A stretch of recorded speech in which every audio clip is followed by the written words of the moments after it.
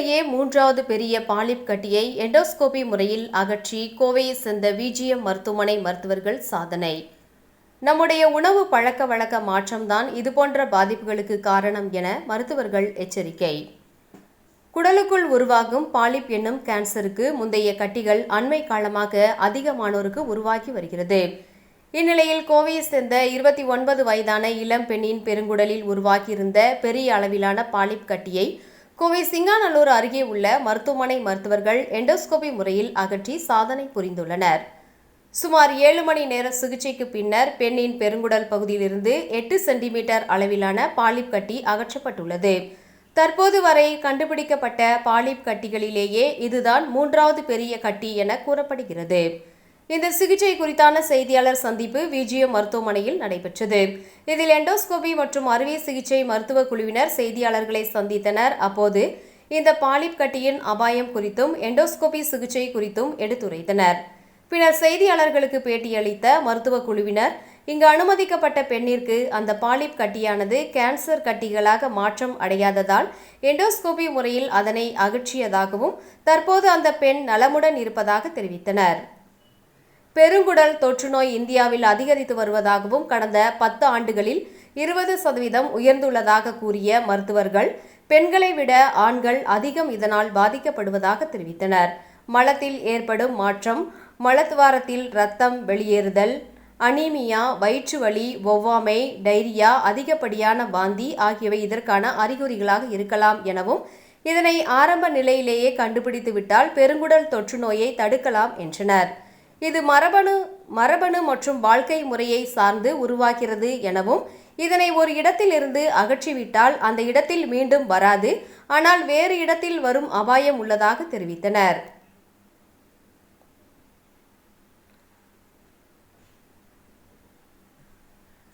வருடம் ஒரு முறை அனைவரும் ஃபிட் எனப்படும் பரிசோதனையை மேற்கொள்வது நல்லது என தெரிவித்தனர். நம் அனைவரும் மேற்கத்திய உணவு முறைக்கு மாறியதும் அதிக அளவிலான கொழுப்புகள் நிறைந்த இறைச்சி உணவுகளை உட்கொள்வது போன்றவற்றாலும் உடற்பயிற்சி, யோகா, தியானம் ஆகியவை மேற்கொள்ளாமல் இருப்பதாலும் இதுபோன்ற பாதிப்புகள் ஏற்படுவதாக தெரிவித்தனர். நம்முடைய உணவு பழக்க வழக்கங்கள் மாறுவதற்கு ஏற்ப இது குறித்தான விழிப்புணர்வையும் அதிகரிக்க வேண்டும் என கூறினர். மேலும் பழைய சோறு, ஊற வைத்த தண்ணீர், வெந்தயம், நீர்மோர் குடித்தாலே பெருங்குடலில் நன்மை தரும் பாக்டீரியாக்கள் உருவாகிறது என்றும் அந்த பாக்டீரியா பெருங்குடலில் கேன்சரை தடுக்கும் என அமெரிக்கா பல்கலைக்கழக ஆய்வில் கண்டுபிடித்துள்ளதாகவும் கூறிய மருத்துவர்கள், நம்முடைய முன்னோர்கள் உட்கொண்ட உணவுகளை நாம் எடுத்துக்கொண்டாலே இது போன்ற பிரச்சனைகள் வராது என்று தெரிவித்தனர்.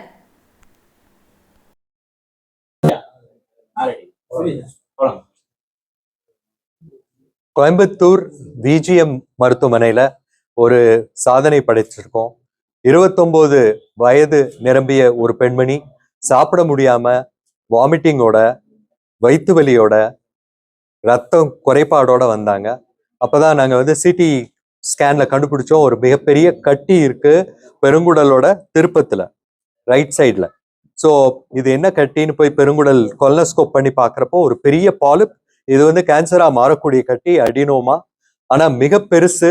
ஸோ இந்த ரைட் சைடு சென்டர் கோலன்ல இருந்து ரைட் கோலனுக்குள்ள ப்ரொஜெக்ட் ஆயிட்டு இருந்தது. அவ்வளவு பெரிய பெருங்குடல் கட்டிய நாம ஆப்ரேஷன்ல தான் எடுக்கணும். ஆப்ரேஷன் பண்ணணும்னா எங்க டீம்ல டாக்டர் கோகுல் கிருபாசங்கர் அவங்க சொன்னாங்க, என்டையர் வலது பெருங்குடல் முழுசும் கட் பண்ணி தான் எடுக்கணும், சிறுகுடலை கொண்டு தான் இங்க சேர்த்தணும் அப்படின்னு.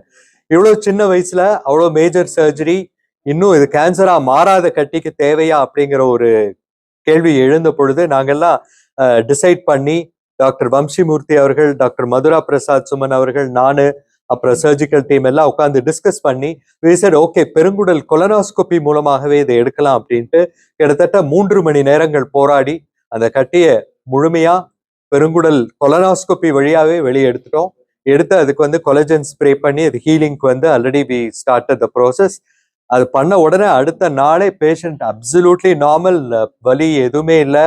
ரொம்ப சந்தோஷம். அந்த பேஷண்ட்க்கு மிகப்பெரிய ஆப்ரேஷன் இல்லாம அந்த கட்டியை நாங்க ரிமூவ் பண்ணியிருக்கோம். அதுக்கப்புறம் தான் போய் பார்த்தோம், அந்த சைஸ் ஆஃப் த பாலிப் பார்த்தா 8.5 சென்டிமீட்டர் பை 5.5 சென்டிமீட்டர்.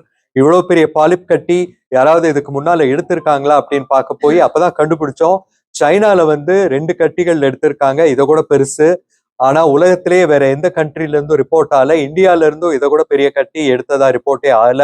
ஸோ அதனால எங்களோட கிளைம் வந்து probably this is the third largest in the world and also the first in India. So இது எதுக்காகனா சென்ற மாதம் வந்து கோலோரெக்டல் கேன்சர் அவேர்னஸ் மந்த். இன்னைக்கு பெருங்குடல் புற்றுநோய் இந்தியாவில் வந்து அதிகமாயிட்டே வருது. கிட்டத்தட்ட 20% அதிகமாயிருக்கு ஒரு 10 ஆண்டுகள்ல. இதுக்கு வந்து இப்போ மலம் வந்து மாறி போறது, இல்லைன்னா மல துவாரத்து வழியா ரத்தம் வருது, இல்லாட்டா அனீமியா இருக்கிறது, ரத்த சோகை, இல்லைன்னா குடும்ப உறுப்பினர்களை யாருக்காவது பாலிப்ஸோ கேன்சரோ இருந்தா இவங்க எல்லாத்துக்கும் தேர் அட் ஹை ரிஸ்க். 45 வயசுக்கு மேல போனாலே பாலிப் உற்பத்தி ஆகிறதுக்கான வாய்ப்புகள் 20% அதிகரிக்கின்றது அப்படின்னு சொல்லியிருக்காங்க. அதனால யாருக்கெல்லாம் பிரச்சனை இருக்கோ ஆரம்ப நிலையிலேயே கண்டுபிடிச்சா பெருங்குடல் நோயையே தடுக்கலாம். ஸோ அந்த பெருங்குடலோட புற்றுநோயை தடுக்கலாம். ஸோ அதுல வந்து இந்த பாலிப் கட்டிகள் இருந்தா அதை அப்படி கொலனாஸ்கோப் வழியாவே எடுத்துறப்போ ஆப்ரேஷனே தேவையில்லாம முழுமையா அவர்களை குணப்படுத்த முடிகின்றது. 29 வயசு லேடிக்கு இது இருக்கு அப்படிங்கிறப்போ அது ஸ்டார்டிங் எப்போ இருந்துருக்கும்? ஏன்னா அவங்களுக்கு மோரோவர் 20 இல்லைன்னா 10 வருஷம் இது இமீடியட்டா இன்னைக்கு வந்து நாளைக்கு எதனால இது வந்து I will ask Dr. Vamshi to answer this question. Go ahead. No. This can be, to continue that question, sir, this can affect anyone. For example, colorectal carcinoma, எல்லாருக்கும் ஹீரோ அவெஞ்சர்ஸ்ல பிளாக் பேந்தர் தெரியுமா? Even he had this colonic malignancy, colorectal carcinoma, and we lost him 3 years back. And it can affect any young individual or anyone also. Now we are looking at it. It can happen because of genetic reasons or because of dietary changes. முன்னாடி எல்லாம் ஒரு 20 years back, whatever diet which we are eating is completely different. இப்போ பார்த்தா we have changed a lot in our diet, and the food which we are eating, they are all very important. So Symptoms usually kutti polyp anna sometimes symptom varadu, but once as it is growing, it can cause anemia, blood loss, intense weakness, and vairu vali. Ivla periya polyp mari irundha, it can cause obstruction, diarrhea, and also vomiting. Idella varalam. இந்த patient வரும்போது இது ரொம்ப பெருசு polyp வரும்போது severe abdominal pain, வயிறு வலி and வாமிட்டிங்ல வந்திருக்காங்க இந்த பேஷண்ட்.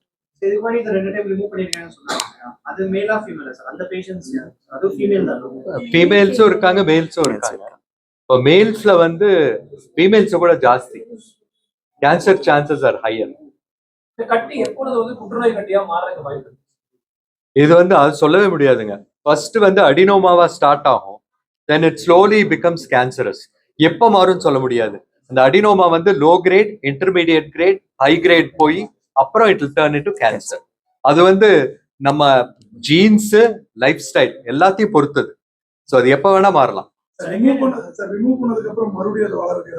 வரவே வராது, அந்த இடத்துல வராது, வேற இடங்கள்ல வரலாம். கட்டி வந்து அகற்ற முடியும் நினைச்சீங்கன்னா பண்ணதில்லை அப்படிங்கிற மாதிரி சொல்லுங்க. அகற்ற முடியும் நினைச்சீங்கன்னா அதுக்கான எக்யூப்மெண்ட்ஸ் நம்மள்ட்ட எல்லாமே இருக்குங்க. நான் இப்போ இந்த விஜிஎம் மருத்துவமனை, இந்த கேஸ்ட்ரோ டிபார்ட்மெண்ட் நான் உருவாக்குனதே உலகத்துல எதெல்லாம் பெஸ்டோ அது பூரா இங்க இருக்கணுங்கிறதுக்காக, நம்ம மக்களுக்கு அது பயன்படணும் அப்படிங்கறதுக்காக. நான் வந்து விளையாட்டுக்காகவோ பெருமைக்காகவோ சொல்லல. நம்ம தமிழகத்திலே எடுத்தீங்கன்னா தென்னிந்தியால இருக்கிற பல மாநிலங்கள்ல இருக்கிற வெரி ஃபியூ சென்டர்ஸ், 2-3 விரல் விட்டு எண்ணக்கூடிய சென்டர்ஸ்ல தான் இத்தனை உபகரணங்களும் இருக்கு. 2-3 சென்டர்ல தான், தென்னிந்தியா முழுசு எடுத்தீங்கன்னா 3 சென்டர் சொல்லலாம், அவ்வளவுதான். அதுலதான் எல்லா உபகரணங்களும் இருக்கு. நீங்க எந்த உபகரணம் கேட்டாலும் எல்லாமே ரெடியா இருக்கீங்க. ஸோ அதனால இட் பிகம்ஸ் ஈஸி இருக்கு. ஸோ அதனால என்ன பண்றோம், we put them on surveillance protocol. இவங்களுக்கு வந்து 3 ஆண்டுகள் கழித்து இன்னொரு முறை கொலனோஸ்கோப் செய்து பார்க்கணும், வேற எங்கேயாவது புதிதாக கட்டிகள் உருவாகின்றனவா. அப்படி இருந்தா சிறிதா இருக்கிறப்போ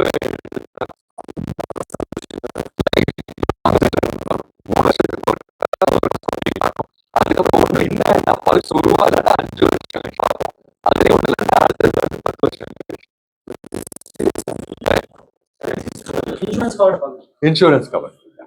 இந்த பேஷண்ட் கூட இன்சூரன்ஸ் பாலிசில தான் பண்ணணும். பண்ண முடியாதுங்க, ஏன்னா இந்த 100 கிராம் 200 கிராம்குள்ளதான் இருக்கும். மேபி 250 கிராம் இருக்கலாம். அது ஒரு பெரிய வெயிட் சேஞ்ச் பண்ணாது. அதை வச்சு கண்டுபிடிக்கவே முடியாது, யாருனாலையும் கண்டுபிடிக்க முடியாது உள்ள என்ன நடக்குதுன்னு.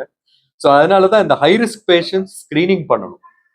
லோ ரிஸ்க் பேஷண்ட்ஸ் அமெரிக்கால வந்து 45 வயசு தாண்டினாலே எல்லாருக்கும் அட்லீஸ்ட் ஒரு முறையாவது பெருங்குடல் டியூப் டெஸ்ட் பண்ணி பார்க்கணும், கொலனாஸ்கோப் பண்ணணும் அப்படிங்கிறாங்க. நம்ம இந்திய ஜனத்தொகை எல்லாத்துக்கும் பண்ண ஆரம்பிச்சா 12 கோடி மக்கள் 45 வயசுக்கு மேல இருக்காங்க. அவ்வளவு பேருக்கும் கொலனாஸ்கோப் பண்றதுன்னா யாருனாலே முடியாது. ஏன்னா நாங்க கேஸ்ட்ரோஎன்ட்ராலஜிஸ்ட் தான் பண்ண முடியும்.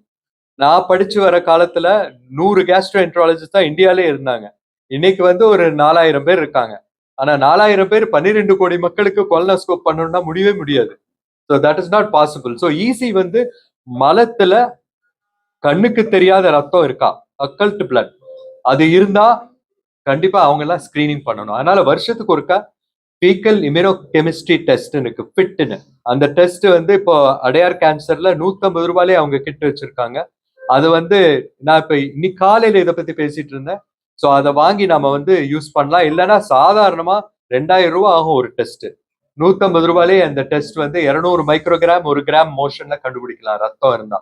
அதுதான் பெஸ்ட் ஸ்கிரீனிங் டெஸ்ட். ஸோ ரத்தம் இருக்குன்னு தெரிஞ்சா then we should investigate more. But அதனால வேற டிசீஸ் யா அப்பா அது மோஷன்ல பிளட் வந்தா பைல்ஸ்னால இருக்கலாம், பிஷர் வெடிப்புனால இருக்கலாம், எதனால வேணா இருக்கலாம். இதனால கேன்சர்னாலதான் இருக்கணும்னு அவசியம் இல்லை.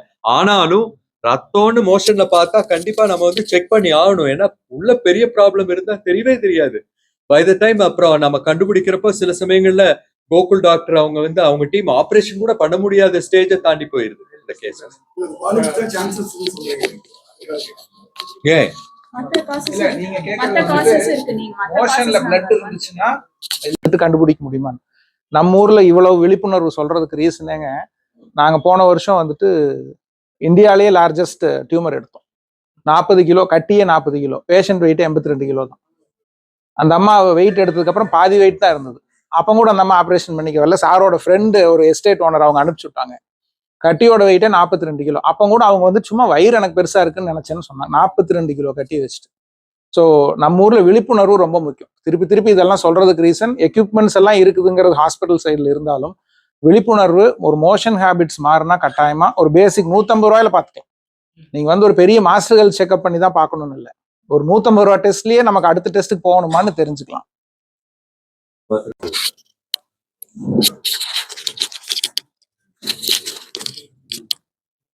இப்போ வெஸ்டர்ன் வேர்ல்டில் வந்து இப்போ 40-45க்கு மேலே கொலனோஸ்கோபி அப்படிங்கிறது ஒரு கம்பல்சரியாக பண்ணிட்டு இருக்காங்க. நம்ம நாட்டில் பண்ணாதது வந்து ஒன்று மக்கள் தொகை, இன்னொன்று வந்து எல்லாராலையும் வந்து இது அஃபோர்ட் பண்ண முடியாது அப்படிங்கிற ஒரு இதில் இது ஒரு பழக்கத்தில் வரல. எங்கேயுமே வந்து 40க்கு மேலே 45க்கு மேலே எல்லாருமே கொலனோஸ்கோபி பண்ணணும் அப்படிங்கிற ஒரு ஹேபிட்லேயே வரல யாருக்கும். ஆனால் இப்போ பார்த்தீங்கன்னா வெஸ்டர்ன் ஃபுட் ஸ்டைல் எல்லாம் நம்ம வந்து இப்போ அடாப்ட் பண்ண ஆரம்பிச்சிட்டோம். எல்லாம் சின்ன சின்ன கடையிலயும் இந்த மயோனைஸ் போடுறது, அப்புறம் இந்த ஹெவி ஃபேட் இருக்கிற அந்த நான்வெஜ் மீட் ஐட்டம்ஸ் வந்து ரொம்ப ஹெவியா லைக் நிறைய ஃபேட் அதிகமா இருக்கிறப்ப தான் டைரக்டா வந்து அது குடலை தாக்கும், குடல்ல இருக்கிற கிருமியை தாக்கும், அதுல இருக்கிற அந்த ஒரு நல்ல ஒரு என்வாயன்மெண்ட்டை வந்து கெடுத்துடும். ஸோ அந்த ஃபுட்டு நம்ம அடாப்ட் பண்ணிட்டோம் வெஸ்டர்ன் ஃபுட்டு. ஆட்டோமேட்டிக்கா என்ன ஆகும், அந்த லைஃப் ஸ்டைல் அடாப்ட் பண்றப்போ ஆட்டோமேட்டிக்கா நமக்கும் வந்து இந்த பாலிப்பு, கோலன் கேன்சர் எல்லாமே அதிகப்படும். அதிகமாக வாய்ப்பு இருக்கு. அதிகமாகிறது நாங்க ட்ரெண்டும் பார்த்துருக்கோம். இப்போ யூஎஸ் எல்லாம் பாத்தீங்கன்னா அவங்க எப்ப பாரு கான்ஃபரன்ஸ்ல என்ன பேசுவாங்க, எத்தனை பாலிப் கண்டுபிடிச்சாங்க, அதுல எத்தனை கேன்சரா இருந்தது, இதேதான் அவங்க பேச்சா இருக்கும். நம்ம நாட்டுல வந்து இப்ப மெதுவா அந்த ட்ரெண்ட் ஆக போகுது. நாங்க கூட ஒரு 2 years பேக் ஒரு ஸ்டடியில இன்வால்வ் ஆயிருந்தோம். தமிழ்நாட்டு ஃபுல்லா எங்க எப்படி கோலன் கேன்சர் வருது அப்படிங்கிற அந்த மல்டி சென்டர் ஸ்டடியில இன்வால்வ் ஆயிருந்தோம். அது வந்து பப்ளிகேஷனும் ஆயிருக்கு. அதுல எத்தனை பேருக்கு எந்த மாதிரி, அவங்க வெஜ்ஜா நான்வெஜ்ஜா ஸ்மோக்கிங் பண்ணிட்டு இருந்தாங்களா, அந்த ஃபுல்லா அனாலிசிஸ் பண்ணிருக்கு. அதுல நாங்களும் கலந்துட்டு இருந்தோம். ஸோ கண்டிப்பா வந்து இந்த மாதிரி நிறைய ஸ்டடீஸ் வேணும். நம்ம நாட்டு ஃபுட் ஸ்டைல் வந்து மாற மாற நம்மளும் வந்து கோலன் கேன்சரோட விழிப்புணர்வு வந்து அதிகப்படுத்தணும். எல்லாரும் வந்து சின்ன சிம்டம்ஸ் இருந்தாலும் ஸ்கிரீனிங் அப்படிங்கிறது, இப்போ எப்படி நம்ம வந்து பிரஸ்ட் கேன்சர், சர்வைக்கல் கேன்சர் அதெல்லாம் ரெகுலரா இப்போ ஸ்கிரீனிங் பண்ண ஆரம்பிச்சிட்டாங்க. இதையும் நம்ம வந்து பழக்கத்துக்கு, கொலனோஸ்கோபி பண்ணலனாலும் ஸ்டூல் அக்கல் பிளட் பண்ணியே ஆகணும். ஆஃப்டர் அபவ் 40 நம்ம மாஸ்டர் ஹெல்த் செக்ல அதுவும் ஒரு ஸ்கிரீனிங் டெஸ்டா வரணும். கோயம்புத்தூர்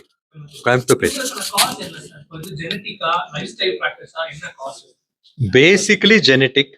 அதுக்கப்புறம் பாத்தீங்கன்னா நம்ம வந்து உணவு, அதுல அதிக இறைச்சி, இப்போ வந்து ஒரு அழகான ஒரு கருத்து பொதுமக்களுக்கு நீங்க தான் கொண்டு போய் சேர்த்தணும்.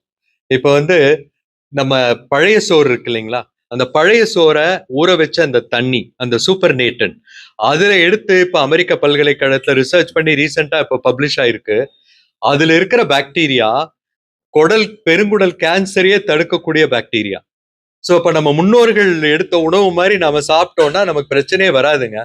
நைட்டு பழைய சோறு ஊற வச்ச மேல இருக்கிற தண்ணி கூட ஒரு 1/4 ஸ்பூன் 1/2 ஸ்பூன் வெந்தயம் கூட நீர்மோர் அதை எடுத்தீங்கன்னா சூப்பரா நல்ல பாக்டீரியா உருவாக்கி கொடுக்கும். இதெல்லாம் பாக்டீரியா, கெட்ட பாக்டீரியா இருக்கிறதுனாலதான் வருது. இதெல்லாம் நம்ம உணவு முறைகள், life style, sedentary life style, exercise பண்றதெல்லாம் எப்ப பார்த்தாலும் டிவி ஸ்கிரீனு இப்படி உட்காந்துட்டு இருக்கோம். நல்லா கண்டபடி சாப்பிடுறோம், நிறைய இறைச்சி சாப்பிடுறோம். இதனால வருதுதான் பேசிக்கா ஜெனட்டிக் ப்ரீடிஸ்போசிஷன். அது மேல இதெல்லாம் சேரும்போது என்விரான்மெண்டல் ஃபேக்டர்ஸ் சேரும்போது வருது. ஜெனடிக் ரீசன்ஸ் எவ்வளவு பர்சன்டேஜ் இருக்கு சார்? ஜெனடிக் மட்டும் எவ்வளவு அட்லீஸ்ட் 15% ஜெனட்டிக் ஃபேக்டர் இருக்கும். அதுக்கப்புறம் வந்து நம்ம வாழ்க்கை நடைமுறை, ரெகுலர் எக்ஸசைஸ், யோகா, அந்த மனசும் அமைதியா இருக்கணும். அப்ப கெட்ட பாக்டீரியாலாம் வளராதுங்க. நீங்க ஸ்ட்ரெஸ் ஜாஸ்தி இருந்தா குடல் பாக்டீரியா மாறுபடுதுன்னு கண்டுபிடிச்சிருக்காங்க. சோ அதனால நிறைய விஷயங்கள் எதுக்கு லைஃப் ஸ்டைல் எடுத்துக்கலாம். Life style.